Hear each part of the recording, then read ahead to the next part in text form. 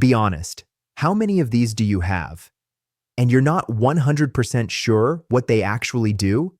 Most people either copy someone's stack or buy what looks healthy and hope for the best.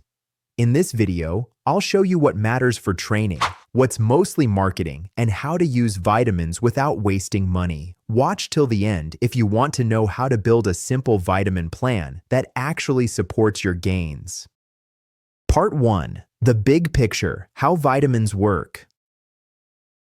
You already know the big levers: training with effort, eating enough protein, and getting your calories right. That's the macros world: fuel and building blocks. And we already covered how to use it. Vitamins sit in the micronutrients lane, and their job is different. They don't directly become muscle tissue like protein, and they don't directly power a set like carbs. They help your body run the chemistry that turns training into adaptation. When that chemistry is missing a key piece, you can feel like you're working just as hard but getting less back. Here's the mindset shift that keeps you effective. Most vitamins act as cofactors for enzymes. Enzymes are tiny machines that run reactions in your cells, releasing energy from food, building and repairing tissue, making neurotransmitters, and keeping muscle contractions coordinated. Training ramps up demand for those reactions, especially when you push sets close to failure and repeat sessions week after week. That's why a deficiency can show up as, "I'm doing the work but not getting the payoff," like sluggish warm-ups, heavier perceived effort, or recovery that just won't bounce back on schedule. If calories and protein are dialed in, vitamins don't magically become a bonus that stacks more gains on top. They become important mainly when they're missing, because then they turn into the next bottleneck. Think of it like having a great training plan and perfect macros, but one missing tool keeps the job from getting finished properly. Your goal isn't to chase extreme dosing. Your goal is to remove bottlenecks so your training can express itself. That's how you turn vitamins from hype into something practical that protects performance. To make vitamins simple, you need a map. There are 13 essential vitamins, and the cleanest way to understand them is by what they dissolve in. 4 are fat-soluble, vitamins A, D, E, and K. 9 are water-soluble, 8 B vitamins plus vitamin C. Soluble isn't trivia. It predicts storage, risk, and dosing logic. Learn this map once, and you instantly understand why some vitamins are safer to take daily in modest amounts, while others demand caution with high-dose supplements. Fat-soluble vitamins can be stored mainly in the liver and fat tissue. That means low intake can take time to show up, but it also means high supplemental intake can accumulate over time. This is where people get into trouble by treating vitamins like a shortcut: more, faster, better. With fat-soluble vitamins, more can eventually become too much, particularly with vitamin A and vitamin D. Water-soluble vitamins are generally cleared more easily, but megadoses can still cause problems, so water-soluble should not be translated as unlimited. Now let's talk about the performance curve, because this is where marketing hijacks common sense. Fixing a real deficiency can be dramatic. Steadier energy, better training tolerance, fewer missed sessions, and recovery that feels normal again. But once you're sufficient, the curve flattens hard. At that point, doubling a dose rarely adds measurable strength or hypertrophy. It usually adds cost, potential side effects, and a placebo-style confidence boost that distracts you from the real drivers of progress: consistent training quality, adequate sleep, and a diet that isn't full of gaps. The bottleneck idea matters in the gym because adaptation is a chain, not a single link. Picture a solid training week, 3 to 5 workouts, a mix of heavy compound work and accessory volume, and enough hard sets to challenge the muscle without crushing recovery. You might hit 3 to 4 hard sets on a main lift with 2 to 3 minutes rest, then finish with higher rep accessories for 8 to 12 reps. That plan works only if you can repeat it consistently. When vitamin status is low, you can still grind one session, but stringing together good weeks becomes harder. Absorption is the next piece most people skip, and it's where good supplements can still fail. Fat-soluble vitamins absorb better when taken with a meal that contains fat because the body uses dietary fat to transport them through the gut. Taking vitamin D or vitamin K on an empty stomach with coffee is basically gambling. That gamble gets worse during aggressive dieting when fat intake is low and meals are rushed. If you supplement vitamins A, D, E, or K, take them with a real meal that includes some dietary fat, not with a random sip of water between meals. Your gut is the gateway, and it doesn't always cooperate. Digestive issues, inflammation, or a history of gut problems can reduce absorption of multiple nutrients, including fat-soluble vitamins. Even without a diagnosis, patterns matter. If you frequently bloat, your bowel habits swing, or you avoid whole food groups because they don't sit right, micronutrient intake and absorption can quietly drop. For training, that shows up as recovery that feels expensive. You're essentially trying to rebuild muscle and connective tissue with less reliable access to the materials and helpers your body depends on. Interactions matter too, especially when people start stacking products. Coffee and tea can interfere with absorption of some nutrients when taken right with meals. Alcohol can affect nutrient status by lowering diet quality, irritating the gut, and increasing the workload on the liver. Some medications change absorption or metabolism of nutrients as well. Even supplements can compete with each other, particularly high-dose minerals that share absorption pathways. The practical move is simple. Don't swallow a giant stack all at once and assume it's automatically better. Timing and context can change what you actually absorb. Now, why do lifters get deficient in real life? The first trap is the long cut. When calories drop, food volume often drops, and micronutrients ride along with food volume. If you keep training hard, 4 lifting days, plus 1 or 2 conditioning sessions, your demand stays high while intake shrinks. The second trap is low variety. Eating the same few clean foods can hit macros while leaving gaps, especially if fruits, vegetables, dairy, or oily fish are barely present. The third trap is low sun exposure, which can matter a lot for vitamin D status depending on season and lifestyle. Training stress adds another layer. Hard sessions increase the importance of covering basics because you're rebuilding tissue repeatedly and asking your immune system to tolerate fatigue.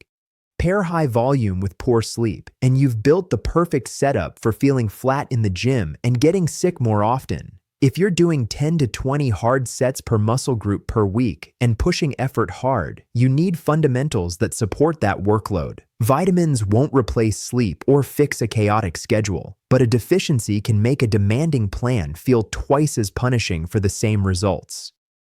Before you buy anything, build a simple risk profile in your head. Are you indoors most of the day, especially in winter? Are you in a calorie deficit or eating a very repetitive menu? Do you avoid animal foods or avoid fats or avoid fruits and vegetables? Do you sweat heavily and train a lot or drink alcohol regularly? Those patterns predict which vitamins are more likely to be low. That's the smart order of operations. Identify likely gaps first, then use food and targeted supplementation to close gaps instead of buying a random cover-everything product and hoping it fixes something.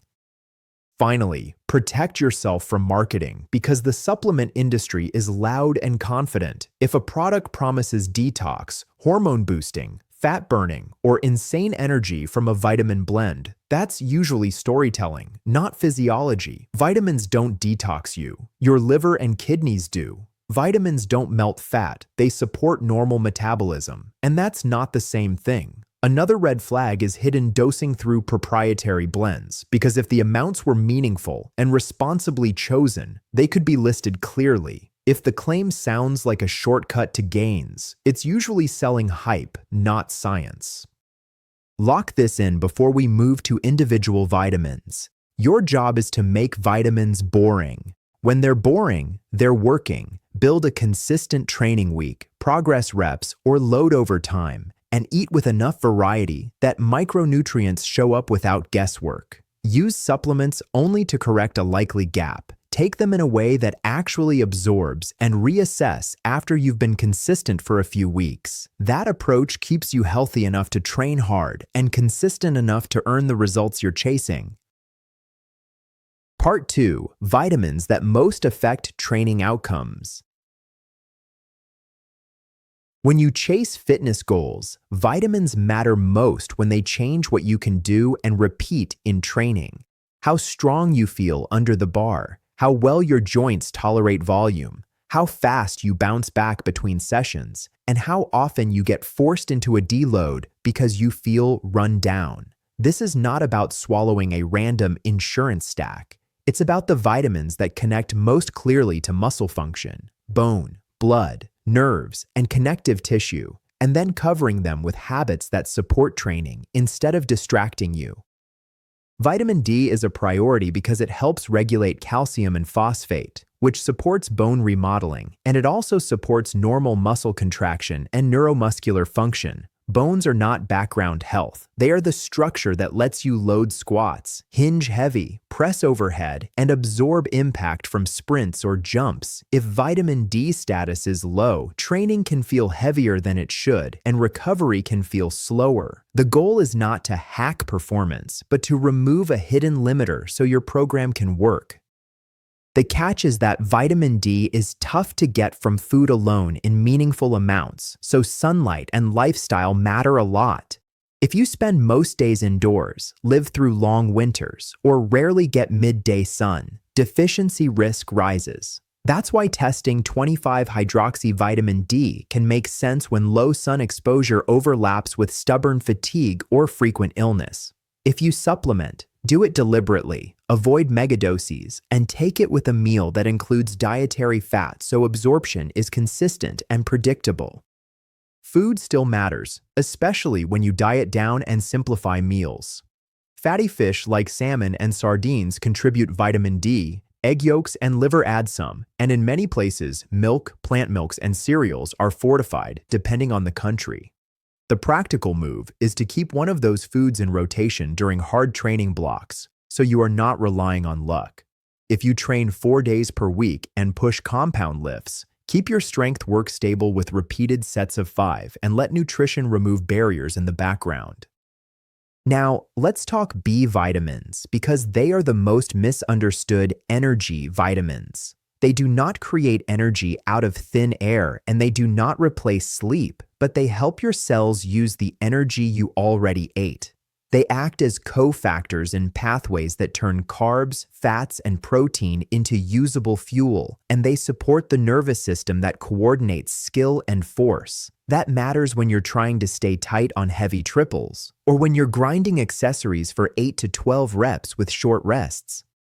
If your B vitamin intake is already adequate, taking more rarely improves strength or hypertrophy because those systems are already supplied. But if intake is low, you can feel it as faster fatigue, worse focus, and workouts that feel expensive at loads you normally own. Folate and vitamin B12 matter here because they support red blood cell formation, which affects oxygen delivery and work capacity. That connection is real in the gym. Better oxygen delivery supports more quality sets before form breaks down. Food First works beautifully for B vitamins because they are widely available when your diet has variety. Meat, fish, eggs, and dairy cover many B vitamins, while legumes, whole grains, potatoes, and leafy greens cover the rest. The performance rule is rotation, not perfection. If you eat the same 2 meals every day, you can hit macros and still miss micronutrients. If you rotate proteins and carbs across the week and include plants daily, B vitamins become automatic support for training intensity, skill work, and recovery. Vitamin C matters for lifters for a reason that has nothing to do with trendy immunity hacks. It supports collagen formation, and collagen is a major part of tendons, ligaments, and connective tissue that transmits force. Training is not just muscle. It is repeated stress on connective tissue, especially when you add load or volume fast. If vitamin C intake is chronically low, joints and tendons can get cranky, and that can cut your training week short. It also helps absorption of non-heme iron from plant foods, which can matter for endurance and work capacity. Use vitamin C in the most boring and effective way. Get it from food consistently. Citrus, kiwi, berries, peppers, broccoli, and even potatoes can cover you without complicated planning. One caution for advanced athletes is chronic megadosing of antioxidant supplements right around training. Very high doses may reduce some of the signaling that helps drive adaptation. You do not need to fear fruit and vegetables. You just want to avoid turning huge vitamin C pills into a daily habit unless a clinician gives you a clear reason. Vitamin E also supports antioxidant defense, and the practical frame is protection of cell membranes. Hard training increases metabolic activity, and that increases normal oxidative processes inside cells. Vitamin E helps protect lipid membranes, supporting normal function during recovery. The same rule applies. Food first is smart. Megadoses are not a shortcut. Nuts and seeds like almonds and sunflower seeds, vegetable oils, avocado, and spinach are strong sources. If your meals already include some healthy fats, vitamin E coverage often happens without you thinking about it. Vitamin A is where you stay confident and stay cautious. It supports vision and immune function and plays roles in cell growth, but the form matters. Preformed vitamin A, called retinol, can accumulate if you take high-dose supplements, and excessive intake can be harmful. Provitamin A carotenoids from colorful plants are generally safer because your body converts them as needed. For training, rely on carrots, sweet potato, pumpkin, and spinach for carotenoids, and treat vitamin A supplements as something you use only when there is a real, informed reason to do so. Vitamin K supports performance indirectly by supporting the systems that keep you training safely and consistently. It is required for normal blood clotting, and it supports proteins involved in bone metabolism that help regulate calcium use in the body. Vitamin K1 is abundant in leafy greens like kale and spinach and appears in broccoli. Vitamin K2 is found in certain fermented and animal foods such as natto, some cheeses, and egg yolks. If you take blood thinners, keep intake consistent and follow medical guidance because big swings can matter. Finally, connect folate and vitamin B12 to recovery through blood. Training is oxygen hungry. Whether you're doing heavy work with 2 to 3 minutes rest or conditioning intervals that spike your heart rate, your ability to deliver oxygen and sustain red blood cells affects how hard you can push and how fast you recover between efforts. Folate is abundant in leafy greens, beans, lentils, and citrus, so a plant-rich diet usually covers it. Vitamin B12 is different. It is naturally present in meat, fish, dairy, and eggs, and it can be low if you eat very little animal food or none at all. If you're doing the work, sleeping reasonably, and eating enough protein, but fatigue stays stubborn, that's when labs can be useful rather than guessing with supplements. A clinician can help interpret vitamin D status, B12, folate, and iron markers in context, especially if your diet is restrictive or you've been cutting calories for a long time. Treat the result like feedback, not a label. Correct the gap, then return to progressive training. When vitamin status is solid, sessions feel more repeatable, recovery becomes more predictable, and your plan can finally show its true results. Part 3. Practical Playbook, Food First and Smart Supplementation. If you want vitamins to actually help your fitness goals, you need a system, not a shopping cart. The system starts with food because food gives you vitamins packaged with fiber, minerals, and energy in the amounts your body evolved to handle. Supplements are for closing specific gaps, not for replacing meals. When you treat vitamins like a tool, you stop wasting money and you start protecting the one thing that drives results: consistent, high-quality training week after week. That's the whole game, whether you lift 3 days per week or you run 5 sessions plus conditioning. Start with a simple vitamin-rich plate template that works whether you're bulking, cutting, or maintaining.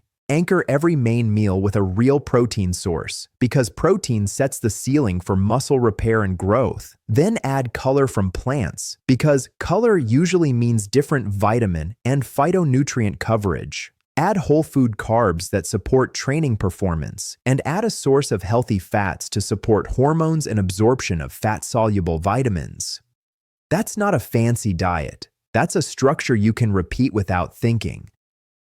Now make that template measurable in a way that helps beginners and still respects advanced lifters.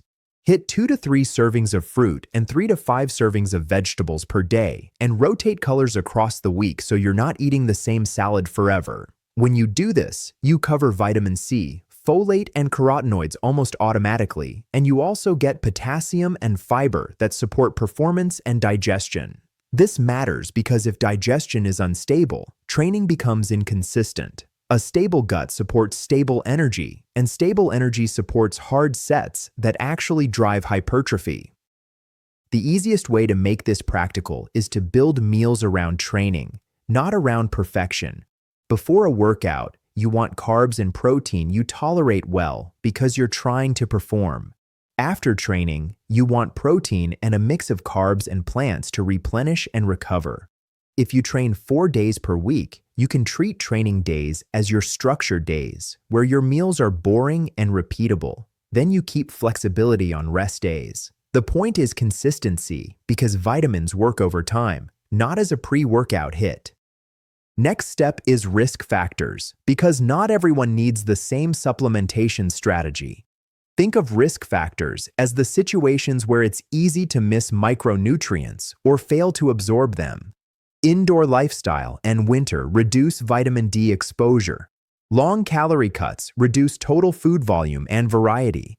Vegan and vegetarian patterns can reduce vitamin B12 intake unless you plan for it. Gut issues can reduce absorption. Low fish and dairy patterns can change nutrient coverage. Heavy sweating raises the need for smart hydration and can correlate with low overall intake when diets are restrictive. Make a 60-second mental checklist before you spend money. Are you indoors most of the time, especially in cold seasons? Are you in a deficit, and has the cut lasted long enough that food variety has collapsed? Do you avoid entire categories like dairy, fish, or fruits? Are you frequently tired despite sleeping enough? Or do you feel run down and get sick more often? Do you drink alcohol often enough that diet quality drops and sleep suffers? The goal is not to diagnose yourself. It's to decide where you have a real risk, because that's where supplements might help. Now you earn the right to talk about labs, because labs are the difference between guessing and knowing. Labs make sense when fatigue is persistent, when sun exposure is low for months, when your diet is restrictive, or when performance and recovery feel stuck even though your training plan is solid. Vitamin D status is commonly checked with 25-hydroxyvitamin D. Vitamin B12 and folate can be checked when fatigue or dietary patterns suggest risk. Ferritin and an iron panel can matter for people who feel unusually winded or can't sustain conditioning or volume, especially when dieting or eating low meat. Here's the key: don't megadose, just in case. If you change nothing else and you throw high doses at the problem, you can create new problems while missing the real one. Instead, use labs when the result will change your plan. If the result is fine, you stop worrying and you focus on training.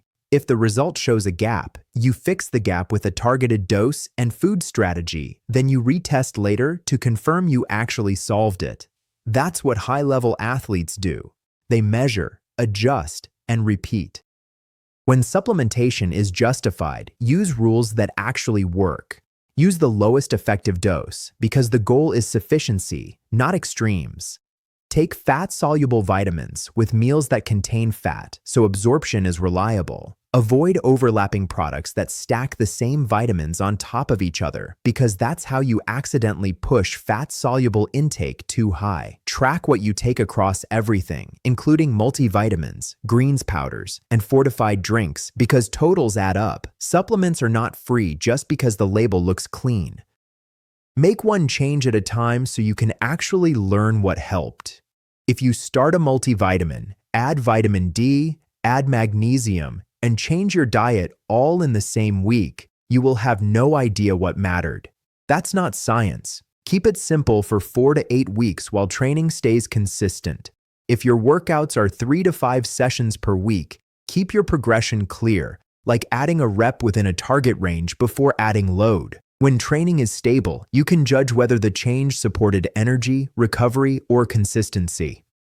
Now, multivitamins are a useful tool in specific contexts and a waste in others. They can function like an insurance policy when you're cutting hard, traveling, eating like a picky robot, or stuck in a schedule that reduces variety. They are less useful when you consistently eat a diverse diet with fruits, vegetables, and mixed proteins. If you use a multivitamin, choose a moderate dose product, not a megadose product that tries to blast you with everything. A multivitamin should fill small gaps, not act like a pharmacological experiment.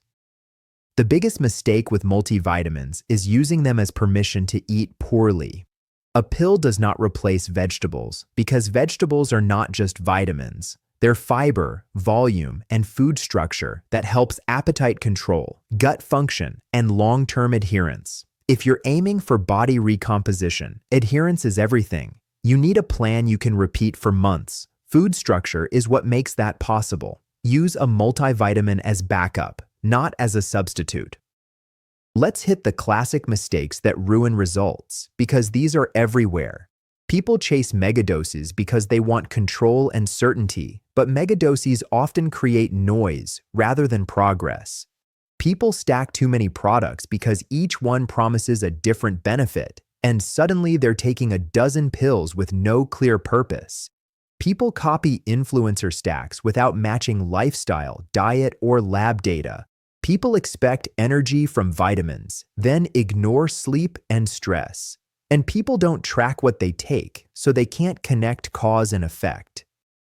Your standard should be simple. If you can't explain why you take something in one sentence that connects to a real risk, you probably don't need it. If you can explain it, you still need a dose that makes sense and a plan that supports absorption. For example, if you supplement vitamin D because you're indoors all winter, take it with a meal that contains fat. If you suspect low B12 because you eat little to no animal food, use fortified foods or a supplement strategy that is actually designed for that risk. That's targeted, not random. Safety and quality control are not optional, especially with fat-soluble vitamins. Vitamins A, D, E, and K can accumulate, so high-dose, long-term supplementation can become harmful. Pay attention to interactions too. If someone is on blood thinners, vitamin K intake should be consistent and medically guided. Some supplements can interact with medications, and even natural does not mean harmless. If you're uncertain, bring your supplement list to a clinician and treat it like part of your health data, not like a secret ritual. Quality matters because supplements are not regulated like prescription meds in many places, and contamination or inaccurate labeling can happen. Choosing reputable brands and looking for third-party testing is a practical signal that someone verified what's inside. That matters for anyone, and it matters even more if you compete and drug testing is part of your sport. Your goal is to support performance, not introduce risk. A cheaper product isn't a bargain if it costs you weeks of training due to side effects or quality issues.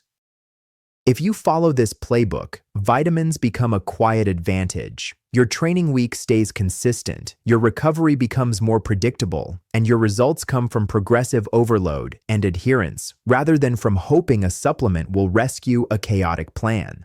Build the plate, identify real risks, use labs when guessing fails, supplement with the lowest effective dose, and keep it simple enough that you can repeat it. That's how you turn Vitamins Explained into real progress in the gym. Here's your practical takeaway. Stop chasing megadoses and start building a system that makes your training repeatable. First, lock the plate. Every day, hit a real protein anchor at your meals. Add colorful plants consistently. Keep whole food carbs around training so you can perform, and include some dietary fat so fat-soluble vitamins actually absorb. That alone covers most gaps for most lifters and keeps your energy and digestion stable enough to progress week after week. Second, use a risk check instead of guesses. If you're indoors most days, cutting for a long time, eating very repetitive foods, avoiding fish or dairy, drinking often, or your sleep is messy, you're more likely to have a real micronutrient bottleneck. That's when targeted moves matter. Keep vitamin D foods in rotation, cover B vitamins through variety, and make vitamin C and carotenoid-rich plants a daily habit so tendons and connective tissue keep up with your volume. Third, if fatigue and recovery are stubborn even when your training is smart, don't gamble with random stacks. Test when the result will change your plan, then correct the specific gap and keep everything else simple. And remember the North Star. Your goal is not perfect supplements, it's consistent training. Get 3 to 5 workouts per week, push hard sets close to failure, add reps or load over time, and let vitamins stay boring in the background because when they're boring, you're finally free to progress.